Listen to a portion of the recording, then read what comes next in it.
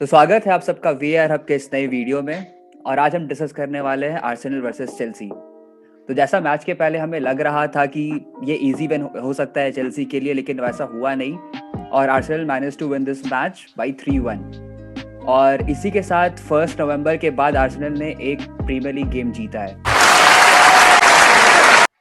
तो आइए चलते हैं फॉर्मेशन की तरफ और देखते हैं दोनों टीमों की फॉर्मेशन कैसी थी।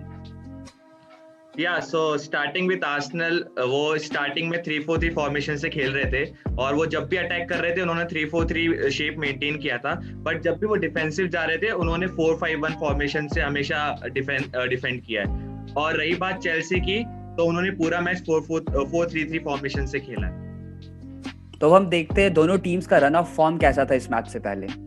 तो स्टार्टिंग विद आर्सेनल, हम सभी को पता है कि आर्सेनल का ये सीजन कैसे जा रहा है। तो they were at 15th position before facing Chelsea today. So it was a really crucial match to avoid the relegation zone at least. Right and Arsenal के लिए अभी नेक्स्ट 2 मैचेस काफी इंपॉर्टेंट है because they are facing teams which are below them in the Premier League. So अगर वो ये match जीते then they will have a good momentum going forward which will be very crucial for this season. So agreed. और अगर Chelsea की बात करें तो चेल्सी ये गेम में आते लास्ट 4 में से सिर्फ एक मैच जीती थी और चेल्सी अपने प्रीमियर लीग में लास्ट 3 अवे गेम्स हारी है इंक्लूडिंग दिस वन। तो जैसा अभी हमने प्री मैच एनालिसिस डिस्कस किया था, अब हम चलते हैं फर्स्ट हाफ की तरफ और देखते हैं कि दोनों टीमों ने फर्स्ट हाफ में किस तरह से परफॉर्म किया था।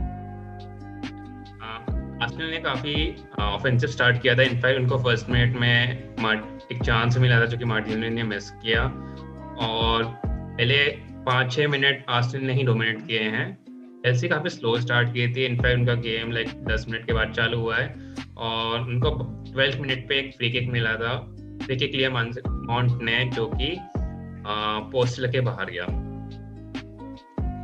आई थिंक मुझे जितना लगता है आर्सेनल ने एज लिया चेल्सी पे वो था their numerical superiority in the midfield, right, because they were playing with a 4-3-3। तो उनके वो they had the numbers in the middle, तो वो हर जगह से बॉल ले रहे थे और चेल्सी को काफी हाई पुश कर रहे थे, तो वो उनको फोर्स कर रहा था लॉन्ग बॉल्स खेलने का। तो आई थिंक वो सेकंड बॉल्स रिट्रीव करके Chelsea were doing repetitive attacks in the first half and that gave them a reward in form of 2 goals. और अगर हम ऑफेंसिव बात कर रहे हैं आर्सेनल की, तो मैं आर्टेटा की थोड़ी चाटना चाहूंगा। Today I am so impressed by Arteta क्योंकि उसने ओबामेयांग को बेंच किया है और हम सभी को पता है कि ओबामेयांग का अभी तक सीजन इतना अच्छा नहीं गया है और खासकर जब से उसके पास पैसा आया है। जब से पैसा आया है भाई का पता नहीं क्या चल रहा है, किसी को कुछ आइडिया नहीं है और बस तुम्हें कैश करेंगे पैसा ही पैसा होगा। बट आर्टेटा ने गट्स दिखाए और उसको आज बेंच किया। और अगर बात की जाए आर्सेनल की, तो आप उनका पूरा सीजन देखेंगे तो वो डिफेंसिव वाइज इतने खराब नहीं खेले हैं। उन्होंने, मुझे नहीं लगता उन्होंने किसी मैच में 2 या 3 गोल से ज्यादा कंसीड किया है। बट मेन उनकी क्या प्रॉब्लम थी, उनके पास क्रिएटिविटी नहीं थी और उनके पास फाइनल थर्ड नहीं था। तो जो कि मुझे आज मूवमेंट दिखी है उनकी पूरी मिडफील्ड में, मुझे काफी ज्यादा मूवमेंट दिखी है आज। काफी डायरेक्ट थे आर्सेनल के अटैक्स, मतलब काफी डायरेक्ट थे, मतलब वो फालतू विंग्स पे जाके क्रॉसेस नहीं डाल रहे जो वो कर रहे थे पिछले काफी मैचेस में। ओके, चलो बात करते हैं वो रीस जेम्स वाली पेनल्टी पे। Was that a real penalty? Because I think बहुत it was the slightest of the push, right? जब जेम्स बीट हुआ था तो उसे वो टैकल नहीं करना चाहिए था पीछे से, क्योंकि वो जब वो स्लाइटेस्ट ऑफ टच था, लेकिन रेफरी के माइंड में ऐसा आया कि वो पेनल्टी था। कोई भी टैकल जो पीछे से होता है काफी उसको फाउल ही माना जाता है। But are you guys serious? It wasn't even a tackle, वो टैकल ही नहीं था पहली बात तो। और रही बात, आजकल यही है, जब से वार आया है, अगर आप किसी भी प्लेयर को थोड़ा सा भी टच करोगे वो गिरेगा और हमेशा यही होप करेगा कि पेनल्टी मिले। तो मुझे नहीं लगता इसका कोई डिस्कशन का कोई लॉजिक भी है, क्योंकि अगर हम डिस्कशन करते रहे इस पेनल्टी पे तो ये चलती जाएगी। सेंस बात हमें बहुत लग रही थी उस time. I think it was a difference of perspectives, right? Because I think जब हाफ टाइम पे वो लोग एंगल्स दिखा रहे थे, there was one angle जहाँ पे आप कह सकते हो कि हाँ okay this was a clear penalty because वहाँ पे एंकल और नी दोनों पे टच हो रहा था। बट और अब दूसरा एंगल दिखाया तो वहाँ पे बिल्कुल लग ही नहीं रहा था कि एकदम it was a very hard push और टच और समथिंग। कभी कभी मुझे लगता है कि वीएआर के लिए भी काफी डिफिकल्ट होता है कि किसी भी डिसीजन को ओवरटर्न करना, स्पेशली पेनल्टी। अगर कोई क्लियर एविडेंस है या कोई क्लियर मिस्टेक है तभी वीएआर एक रेफरी के डिसीजन को ओवरटर्न कर पाएगा। करेक्ट। और अगर फर्स्ट हाफ को सम करना हुआ तो फिर इससे असेंडिंग नहीं हो सकता है। जाका की फ्री किक यार, क्या भाई मजा आ गया भाई। हाँ मजेदार, Absolute कसम से banger. बहुत बैंगर, ब्यूटी। करेक्ट। तो अब हम लोग चलते हैं सेकेंड हाफ पे, जहाँ पे दोनों टीमों ने एक एक गोल स्कोर किया, लेकिन जैसा मुझे लग रहा था कि काफी गोल स्कोर हो सकते थे। दोनों टीमों के पास बहुत ज्यादा चांसेस थे, बहुत चांसेस मिस भी हुए, तो वो डिस्कस करते हैं जरा सा, कैसा था उसका पॉइंट ऑफ व्यू आप लोग के लिए? सेकेंड हाफ के स्टार्टिंग में चेल्सी ने 2 चेंजेस किए थे। कोवाचिच और वर्नर बाहर गए थे और हडसन ओडेगार्ड जॉर्जिनियो अंदर आए थे। वर्नर फर्स्ट हाफ में काफी अंडर कॉन्फिडेंट भी लग रहा था, और जब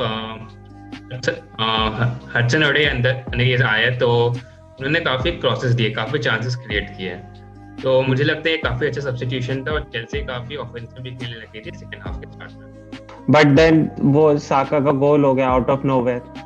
आई थिंक इवन साका ने भी वो एक्सपेक्ट नहीं किया था कि वो एक गोल है, because I think he was trying to put on a cross, correct and somehow it went in a like pitch perfect goal. भाई जब आपका दिन अच्छा होता है सब कुछ आपके फेवर में होता है। तो जैसा कि मैंने अभी बोला था कि second half was full of surprises. दोनों टीमों के पास बहुत सारे चांसेस थे। अगर सिल्वा के पास जो 2 हेडर आया था, अगर वो कन्वर्ट कर देता तो एक अलग ही इक्वेशन हो जाता मैच का। और इनफैक्ट हमने देखा था मेंडी ने एक मिस पास कर दिया था लाकाजेट को, जो उन्होंने मिस कर दिया था। तो हाँ, ये दो He should have scored that one. एक बात और जो मुझे सबसे ज्यादा सरप्राइजिंग लगी वो था लैम्पार्ड ने जो 73rd पे सब्स्टिट्यूशन किया था।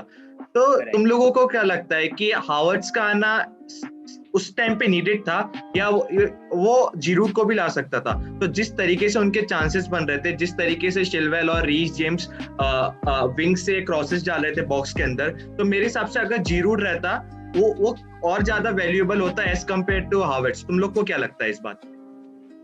सेम, जीरूड को तो हम सब जानते हैं कि हेडर उसका काफी सही है, और जिस तरह का play style towards the 80 minute Chelsea ने शिफ्ट कर लिया था अपना, तो फिर अगर वहां पे जीरूड होता तो चांसेस ज्यादा क्रिएट हो सकते थे और गोल्स भी हो सकते थे। एग्जैक्टली 85th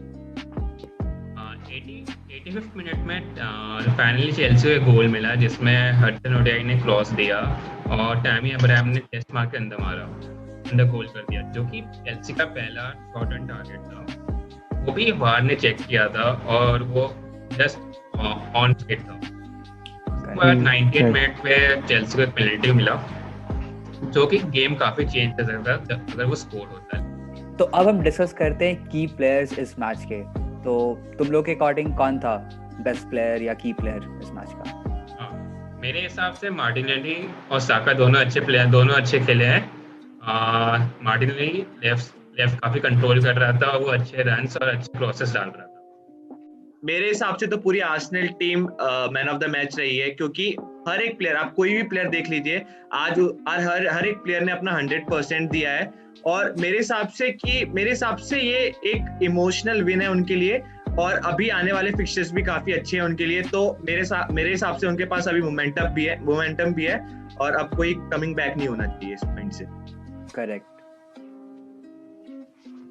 तो फिर अब अगर एक इम्पॉर्टेंट चीज पर डिस्कस करें, आर्टेटा इस परफॉर्मेंस के बाद वो काफी खुश होंगे अपने टीम से, तो उनके बारे में क्या व्यूज है? जिस तरह का उनका सीजन गया है, काफी इनकंसिस्टेंट रही है आर्सेनल, तो इसके बारे में कुछ पॉइंट्स है किसी के पास?